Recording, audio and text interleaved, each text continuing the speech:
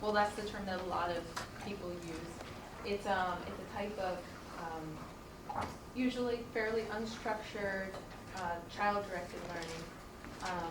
And specifically, I've been asking unschoolers about how they use media and technology for learning. And I also just wanted to emphasize that in this presentation, most of the images that you'll see come from the people that I've interviewed. And I use that as another tool, sharing stories about pictures. So today, I'm not really going to be talking about what we usually think of when we hear about homeschooling, which is, Christian fundamentalists and religious homeschoolers. That's what we hear a lot about in the mainstream media. Or, for instance, this image of the spelling bee winners. I mean, that's kind of what I was starting with when I first heard about homeschooling, and I'm hoping that you'll see that I've tried to delve a lot deeper than that. So, just to give you some sort of grounding, there's only about 1 or 2 million homeschoolers, and of that, the subsection of the subculture that I'm talking about, unschooling, is estimates are about 10% of that 1 to 2 million. So it's a really tiny, tiny group of people. And I also want to just mention that when I use the word unschooling, I'm referring to not just the kids, but also the parents, because it's sort of this whole family endeavor in which learning is really integrated into the stream of everyday life, and the parents are also along on this journey as well as the kids. So, who are these unschoolers, and where do they come from? This is really the road not often taken with education. And so I started my research by trying to familiarize myself with the history of the subculture, where it came from, what's the cultural context, what's the cultural history. And what I found was really fascinating. It comes out of the 60s and 70s liberal or radical culture. And at this time in America, not just intellectuals, but a lot of people, liberals, were really engaging in a radical critique of mainstream culture. And so these six guys, John Holt, Ivan Illich, Jonathan Kozol, George Denson, Herbert Cole, and Paul Goodman, are kind of unschooler, deschooler, free schoolers of note. They were writing about their vision for sort of a restructuring of society, a sort of utopian vision. And they saw education and restructuring of education so that it would be more integrated in community life, and they saw this restructuring of education as playing a major role in this sort of revolution. Specifically, they were critiquing the military-industrial complex, consumer culture, corporations, and mass media. And so this is where I see as the emergence of this technocratic critique. It's a specific way of thinking about technology and media as being integrated into this machine, which views kind of tries to crunch people into being cogs in the wheel. And this is the sort of narrative or historiography that I explored from the emergence of the subculture.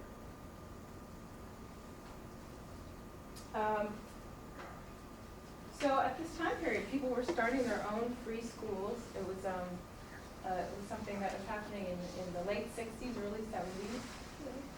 And but by 1977, there was a critique of what is the place of school at all? What's the institution of school? Is there a way that we can reconceptualize learning so that it doesn't have to take place in a school? And in 1977, you could say that this movement started officially but unofficially, in that it was subconsciously a grassroots movement. But in 1977, John Holt, who's this guy here, he started a magazine called Growing Without Schooling. And really this magazine, I think, is not just representative, but also formative of the ways that unschoolers use media.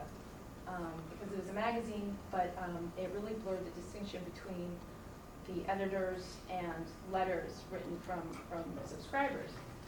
So in a way, it's it's not unlike how we talk about blogging these days. It was an asynchronous conversation amongst a very geographically dispersed population. Back then, the unschoolers were even smaller in population than they are now. It's actually a growing movement. So I look at this magazine and I use it as sort of a touchstone in looking at the media practices of unschoolers today.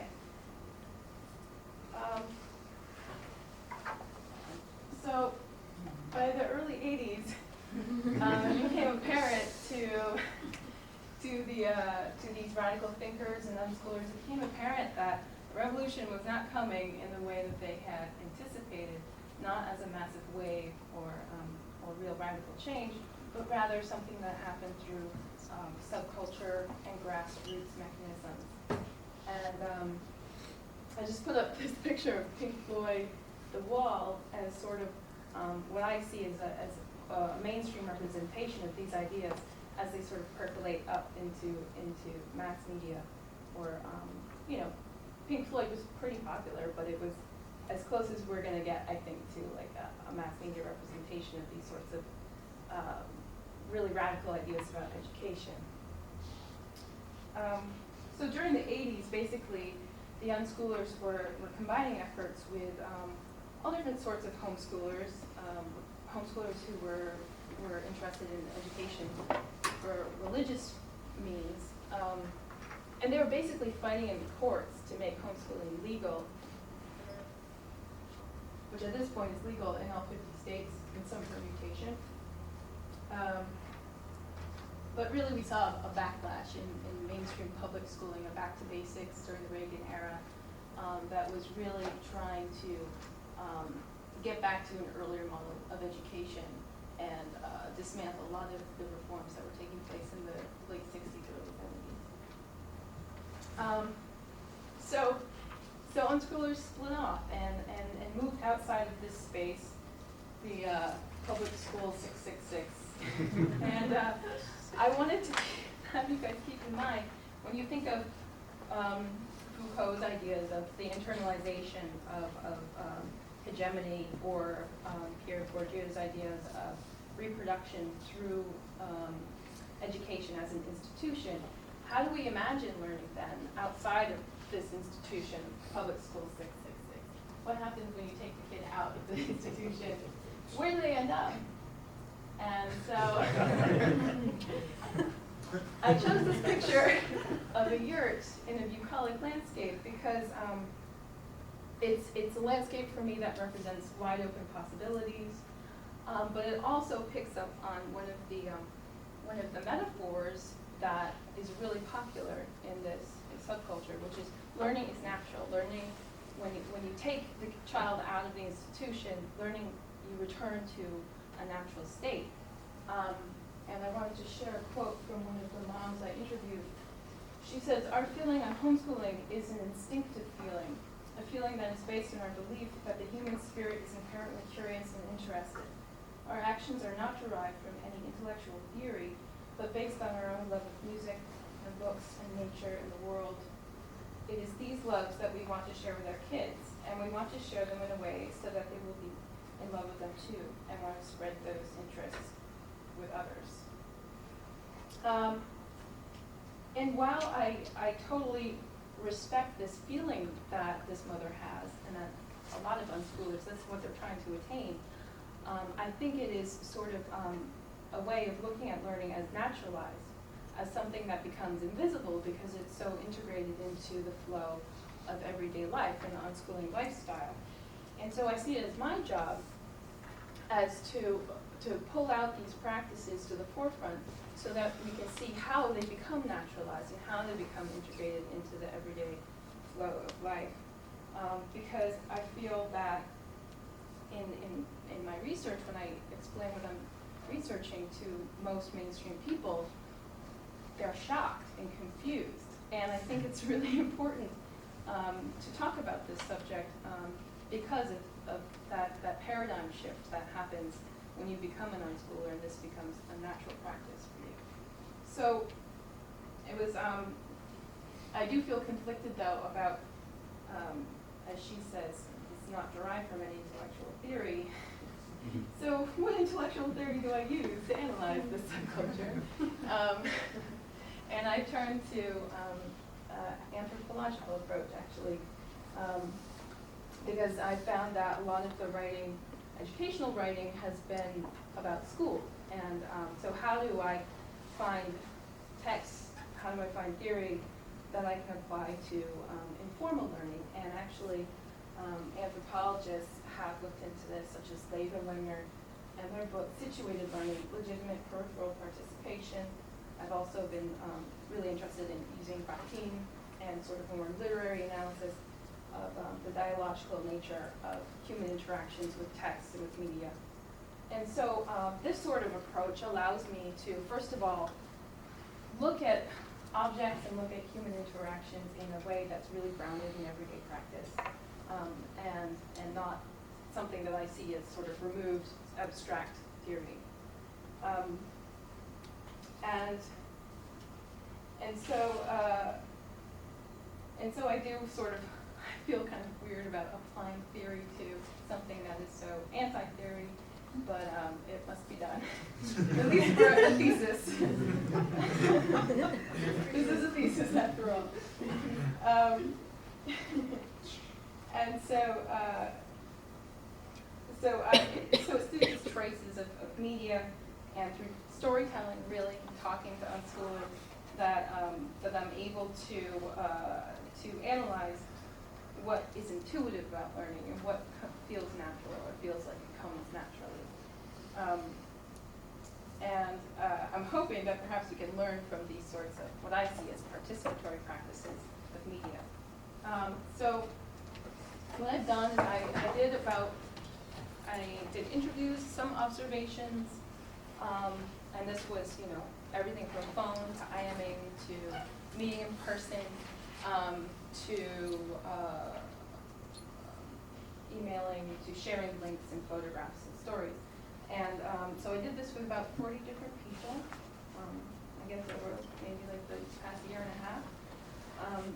And so I had a lot of material, and I tried to focus on talking about media and technology and attitudes and beliefs towards media and technology.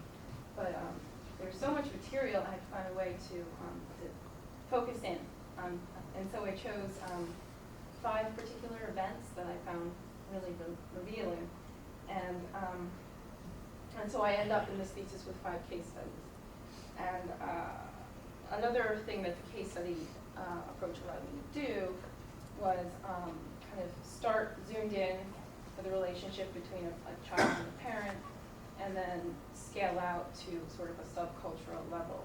So I have a unit of analysis for each one of the 5 case studies. So it's parent-child. Second one is about a community group in a neighborhood, get together, do activities together. The third is about networks and the dispersed community of unschoolers.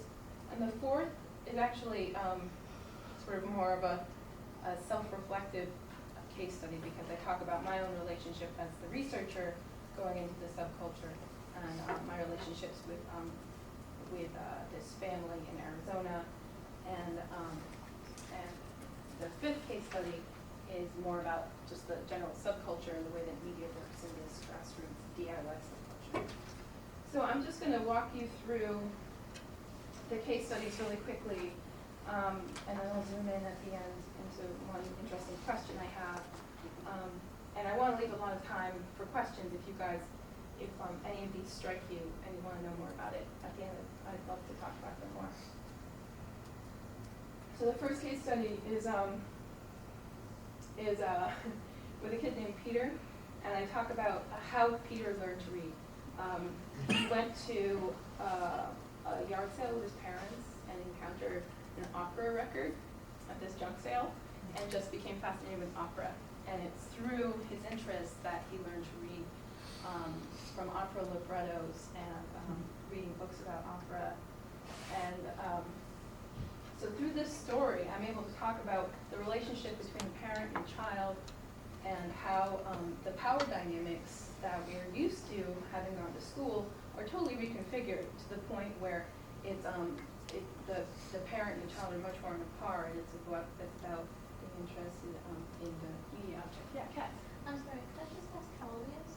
Oh yeah, he's right now he's 11, but he learned to read when he was about 7 and a half, which is the mom talked to me about being concerned and you know, kind of waiting for the kid to learn to read on his own terms. Right. But that's very much what the practice is about, letting the child come to the text when they want to. So did they read to him as a child? Yeah, okay. yeah, and I definitely talk about those sort of pre-literacy practices, which is another thing I think tends to get naturalized, and that's one of the issues with school and why kids come to school with different skill levels is because there are these practices at home with the parents that aren't always taken into account. And so reading with the kid or having lots of materials around with text are different you know, points of intersection between the child and text in a pre-literate state. And that's something I talk about in this case study. As you can see from these images, here's the kid sitting at his desk with all this stuff. His dad repairs antique instruments, so there's a love for music in the house. You can see the opera LPs in the background here. And so I compare the space of the unschooling home and their conception of the world at large to cabinets of curiosity, which is like an antecedent to to museums, to the modern museum. And so it's sort of this hierarchy of the power relationships, but also hierarchy of sort of the taxonomic structure of knowledge. And all the objects are evocative objects, as Turco calls them, which might spark some interest and which might engage you.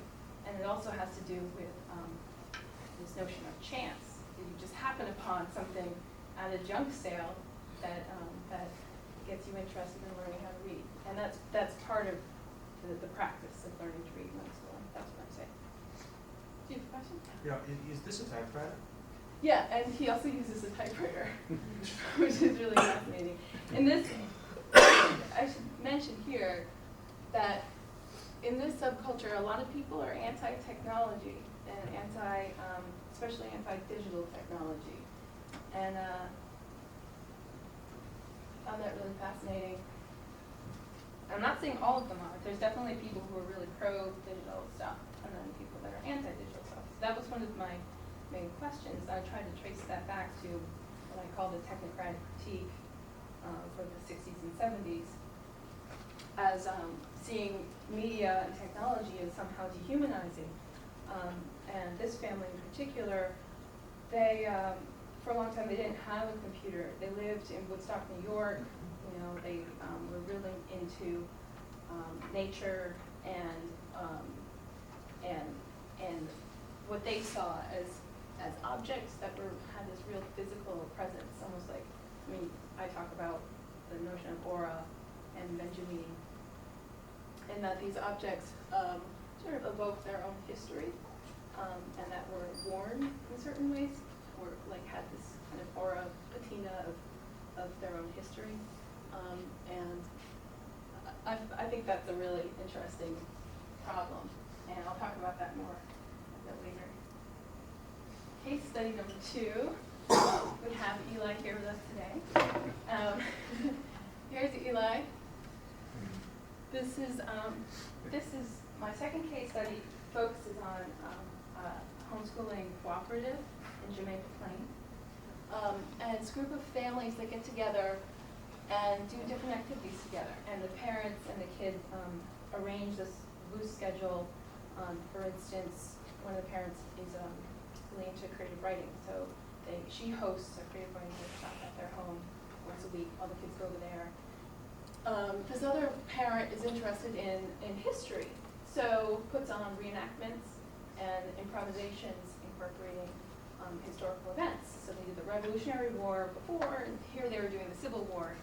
And so what happens is all the kids choose a character to role play, or some sort of persona. So Eli did Billy Yanks, which was a Union soldier, right? Well, actually, it's the nickname it's what the Confederate soldiers nicknamed the Union soldiers. Okay, So, yeah, so it represented the common Union soldier, basically. the common Union soldier.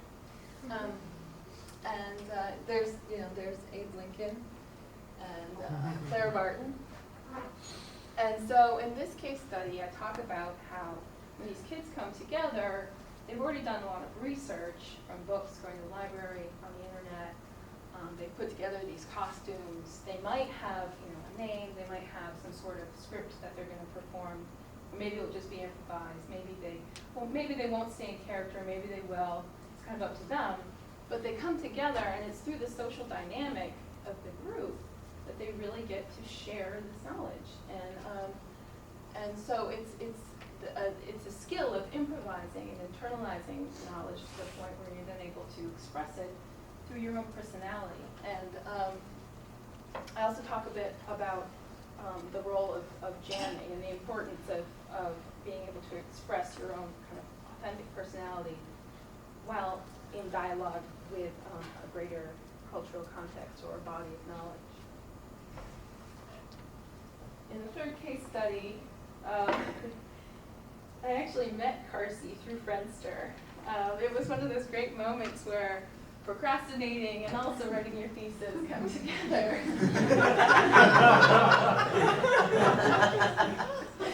I was on Friendster, and you can search by a keyword for people's interests. So I searched for unschooling, and a bunch of people came up, and I wrote them all Friendster messages, and Carsey got right back to me. She's also really interested in networks. She grew up in rural Virginia. She described being really isolated. There weren't any other unschoolers around. So when she was about 13, so happened that her dad is also sort of a radical writer, and this woman called them up and wanted to order a copy of their book, and the woman happened to be Grace Llewellyn, who wrote this book called The Teenage Liberation Handbook, which is not unlike Growing Without Schooling. It's a major touchstone, a media object that I analyzed. It's something that really came up again and again as I was doing these interviews. I would often ask people, how did you first hear about unschooling? And they'd say, oh, it was Grace's book. And this is a book that actually, if you meet sort of a kindred spirit, you hand them this book because it will change your life. It's that kind of a book.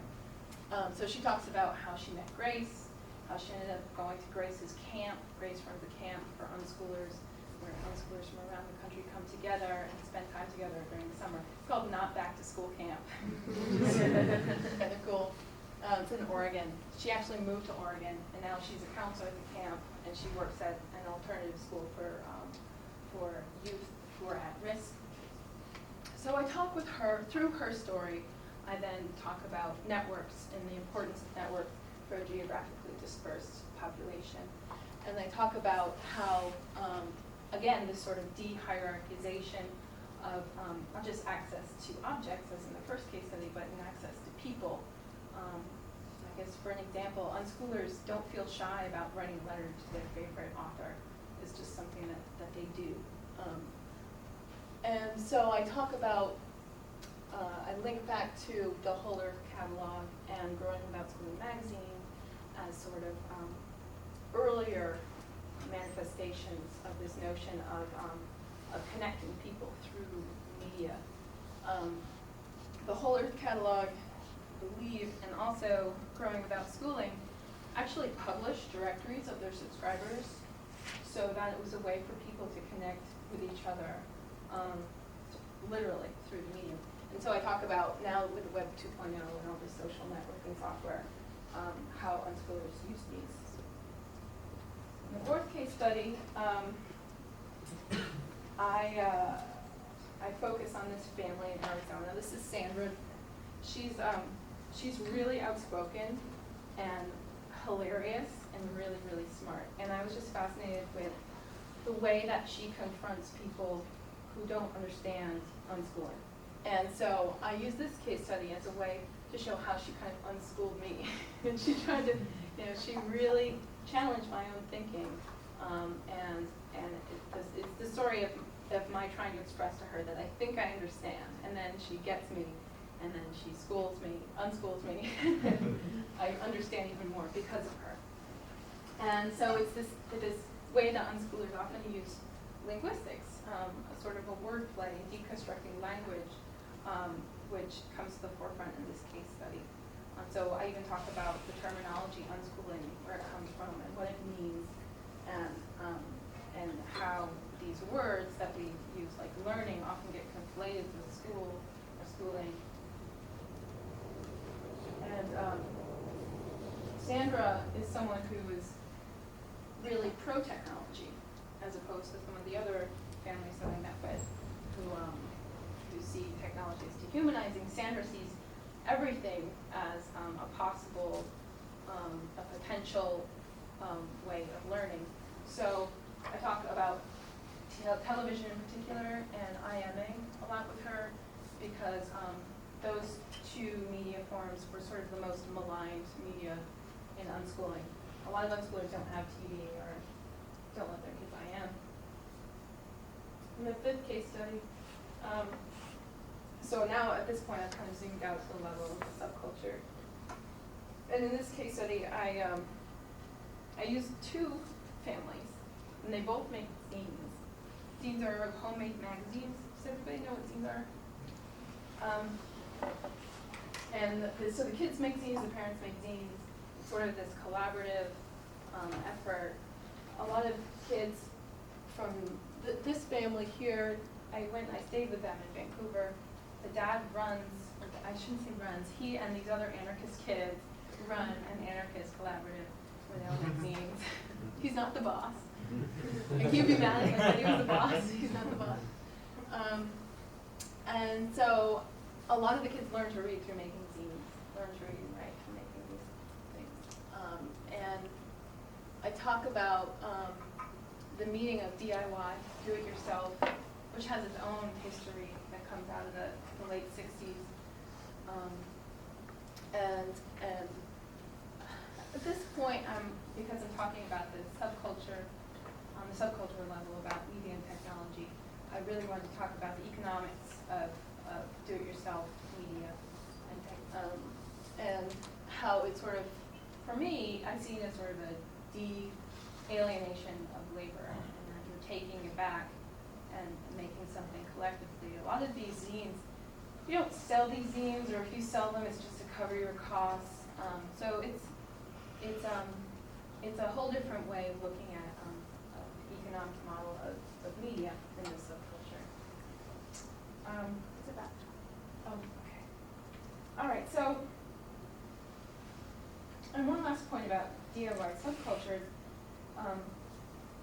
Yes, this is a way for kids to learn how to read and write through making media, through consuming their friends' media, but it's also, I think, an expression of the subculture itself. And so I'm interested in how these practices also support the overall expression of the subculture, and so how history moves through making media, or it's informed by the actual practices. So I just wanted to maybe end on I've shown you all these practices which seem really neat, and they're participatory, they're very collaborative, but I think it's important for me to say that in researching the subculture, it was really, really difficult because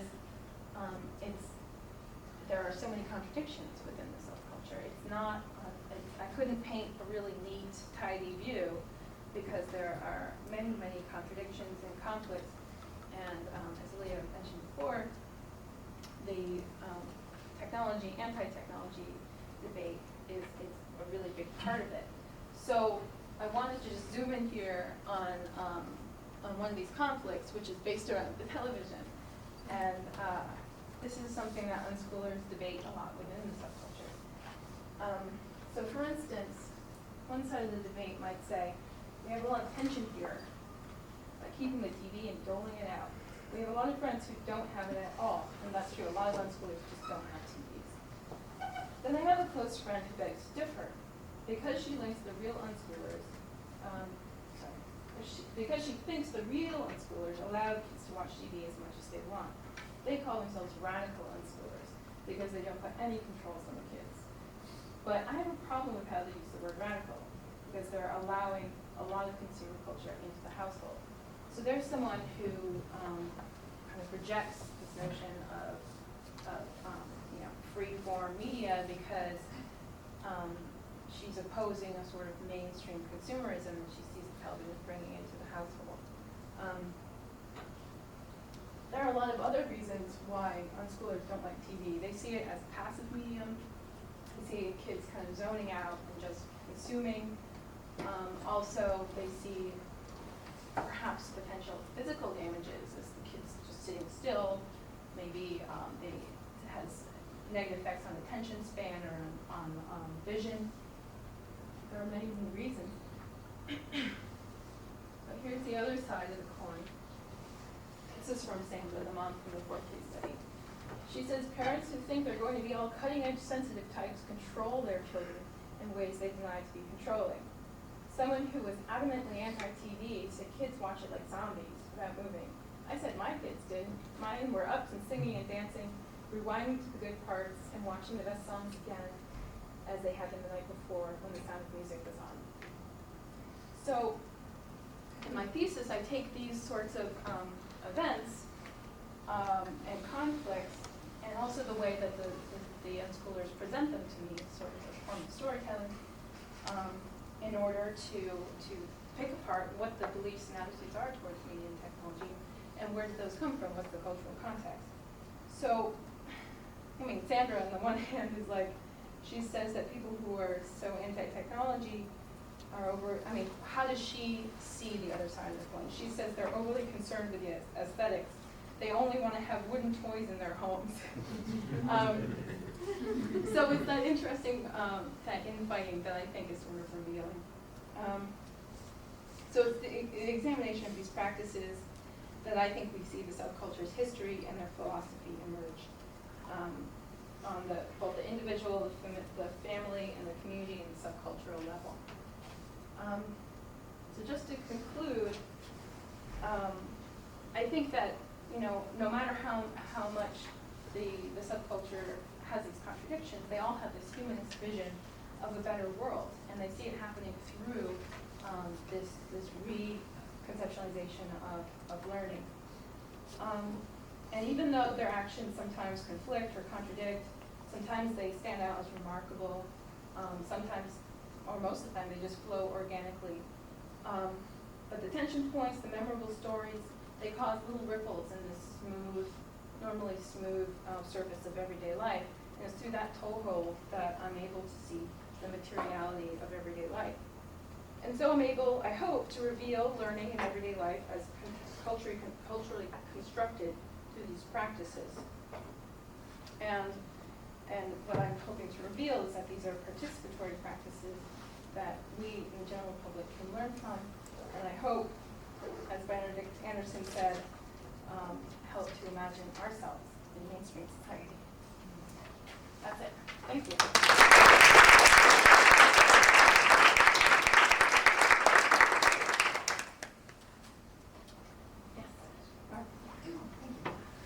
This is really fascinating stuff.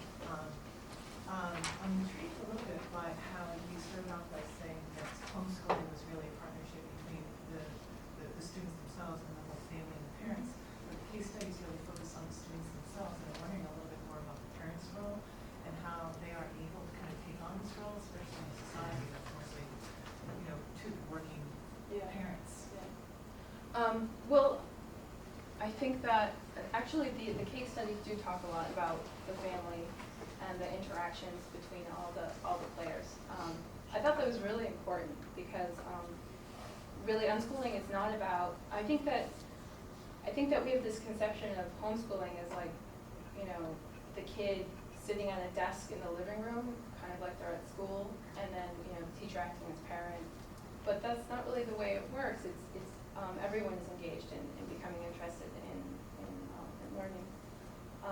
And I think that, you know, in terms of like the logistics of it, a lot of unschoolers, yeah, a lot of them have a parent who doesn't work or works out of the home, and that's something that in itself is challenging a mainstream society and economic model.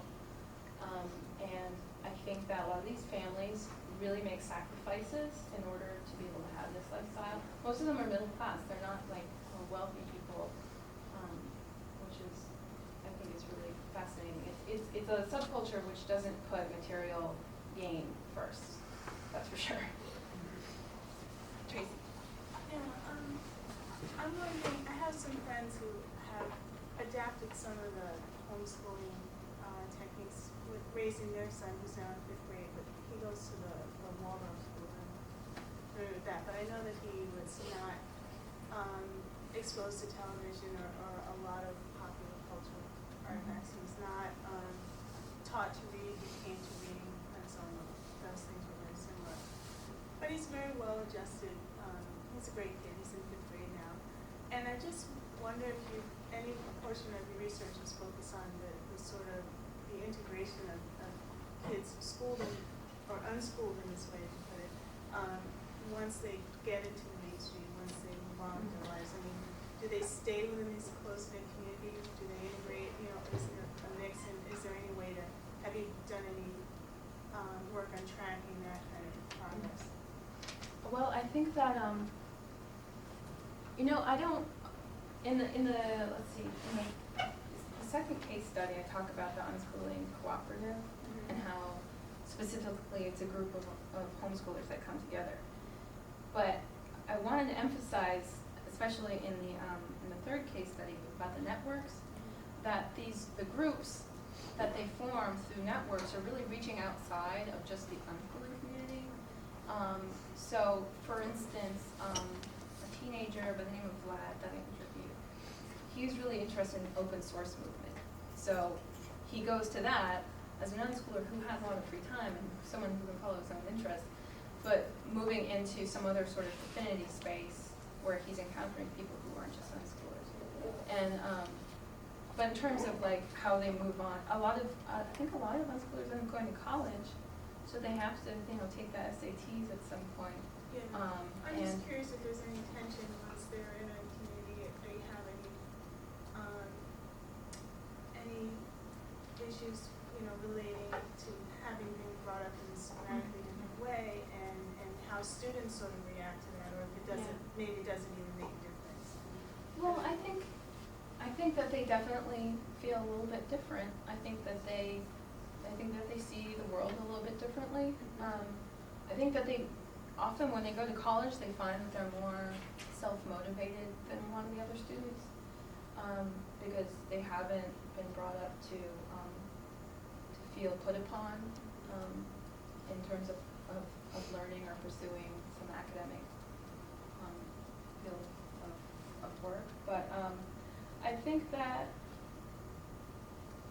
I mean, I've heard a lot of stories about, you know, getting teased when you're, you know, for instance, I was talking to this woman yesterday who said she got a summer job when she was in high school, and, you know, she wore homemade clothes and was kind of, you know, kids thought she was weird. So, yeah, but I mean, that's something that I'm not really talking about so much, because it's so varied according to personal experience, I think. Yeah. What is the parents' attitude towards pre-canned educational materials, like starting from the activity books to, you know, TV products like Parents of the Year, educational tapes, what comes to I think that the most I can generalize with unschoolers is that ultimately it comes down to, the rule is you do what you gotta do. So if your kid, say, really likes taking tests and quizzes, it's not up to the parent to be like, no, that's not the way to do it. It's if the kid wants to do workbooks and wants to, you use textbooks, then that's the way it happens. But I think that a lot of people challenge the notion of prepackaged curricula, prepackaged or any sort of educational materials that have already been filtered through some sort of authority mechanism. I think that's the way it's seen. And so using sort of raw materials and raw resources, they think is much more interesting because it allows you to personalize and customize your own, if you want to call it a curriculum. A follow-up question to this: how do parents deal with the material that they don't, that they themselves don't feel comfortable about, high chemistry? Yeah. Well, I think that that often becomes especially problematic in high school. But talking about networks and about the sort of cabinets of curiosity metaphor that I use, it's a way for unschoolers to imagine, not just staying within the realm of the home, but really accessing resources outside of the home and in the community. So if your kid turns out to be sort of a math whiz, but you're not, as a parent, you'd go and you'd find someone at, say, the local college who could be a mentor. But that brings up interesting questions of like your geographical community versus your virtual community, and how you negotiate that access to resources and to get to other people. But I think a lot of unschoolers kind of end up going to high school, and it's seen as something that's sort of unfortunate. And sometimes it's because of those reasons where the kids kind of outgrow the resources of the home or of the community. But sometimes it's also the kids' way of, I think, challenging the parents, ironically. In the 5th case study, you saw the picture of the girl holding the zine. She decided to go to high school. No, I'm going to. And and I was talking to her dad about it, and he was like, yeah, she's kind of anal. And then when I was staying with them in Vancouver, and when she walked in for the first time, when I first met her, she walked right up to her dad, and she calls him Matt. She calls him by his first name. She's like, Matt, I'm getting all A's. And he was like, never. So, I see that as sort of like this real, that's the social context of this. It's an intergenerational tension that's still there. You're still rebelling against your parents. It's the same mechanism, but it's just a mirror image. Yeah, Cassie. Two things. I don't know if you've heard any of the video or audio of Richard Feynman talking about basically narratives of learning. He has one a video currently on Google called "The Pleasure of Finding Things Out," which I highly recommend because he always used a language which was very accessible in talking about how we educate children. And two, he talks about his own beginning where his father, who was not highly educated himself, would tell him stories and ask him questions. And I think as far as like framing a language of how to make it not theory heavy is really useful. But second, I'm interested in sort of when you talk about technology, because it's one of the things that I've been working on is the difference between a tool and a technology. And there's a lot of media studies seems to have a lot of theory heavy sort of applications for talking about technology, and very few of them really stress that when you work with a tool, you're in control of the process. The process itself is highly visible. Yeah. And it seems to me, because I see this in science fiction fandom, that a lot of people, even ones that absolutely love technology, also have another sort of category of like the manual skills they work in, metalworking, glassworking, things like that, and that's much more about tools. And there's this whole aspect of sort of the sensory experience, which you lose when you do a technology. It's like using digital equipment is different than the old-fashioned, the materiality of actual film, and the instruments used. So I think that's also like another possibility that people frequently interpret as anti-technology, but it has to do with like an entirely different sort of sensory experience,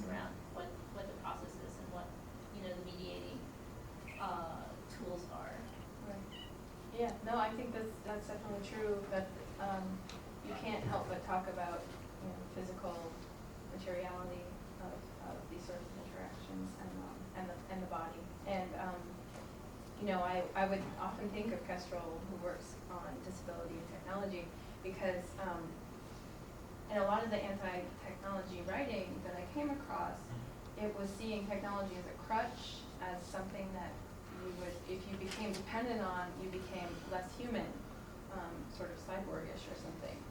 And, well, that was my critique of it, like, what's wrong with that?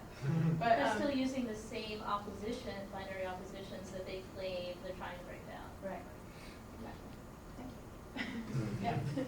Yeah. There are organized schools that have the same ideology of learning. Did you look at any free schools and Yeah, compare and contrast? I didn't have the space in the thesis to do a comparison between like the Sudbury School, Right. Sudbury Valley School. There are other sorts of interesting hybrids. One of the moms, the mom in the 5th case study works at a preschool in Vancouver, a democratically run school. So it's run by consensus. So the kids come up with the rules as much as the teachers, and everything is done through these consensus meetings. And that's like part of the schooling, is learning that democratic process. So I touched upon that, so I didn't have enough space to talk about it. How hard was it for you to keep judgment as much as possible out of the, because I got the sense that I sense a slight positive approach to it, but how hard was it for you to try to keep judgment out of it? Yeah, that's a good question.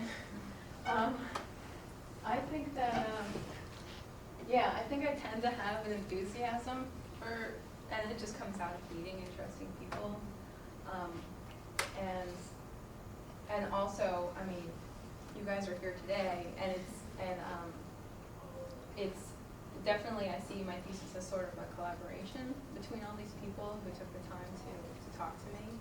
So I'm not overly critical, and when I am critical, I try to keep it rooted in the conflicts within the subculture, rather than myself sort of imposing some sort of argument on the subculture. Because it's all right there, I don't think it's coming from me and my own baggage. But I will say that when I first proposed this thesis, it was going to be about homeschooling and the internet. And then I went to this conference, and just half the people were like, "What are you talking about?" And then I found out what unschooling is, and so I was like, "Oh, okay, I want to talk about unschooling, and I want to talk about this conflict about technology." And then I went and I did an interview with actually one of the editors of Growing Without Schooling magazine, who now lives in Western Massachusetts, and I said, "I want to talk about unschooling." And she basically took an hour deconstructing that word for me and why she thinks that word is bad and why I should never use that word. And so, I mean, it's just like, I kept being challenged, and that's why one of the case studies is really about my own experiences doing the research, is because it's a subculture that questions everything, and even when you think you're asking the right questions, then it gets turned around again. So, yeah. Anything else? Is there time for one more question? Sure. Do you have any observations or thoughts on the efficacy of unschooling? Are kids in general better adjusted or more curious or anything like that? Well, I like the way that you asked that, because sometimes people ask me, does it work, are they successful? And I find myself then answering that question with another question, which is what happened to me when I started out asking that question, which is, how do you quantify unschooling, and should it be quantified? And when you're talking about a subculture that doesn't believe in standardized testing, philosophically, how do you say whether it works or not? Well, we're not even sure that the standardized testing is working either.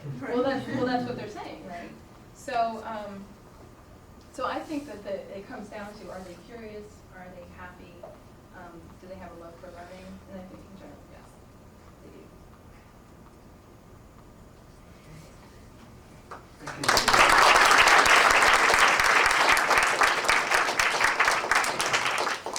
There's about a 45-minute break and there's lunch in the other room. Sure. Okay. Jason.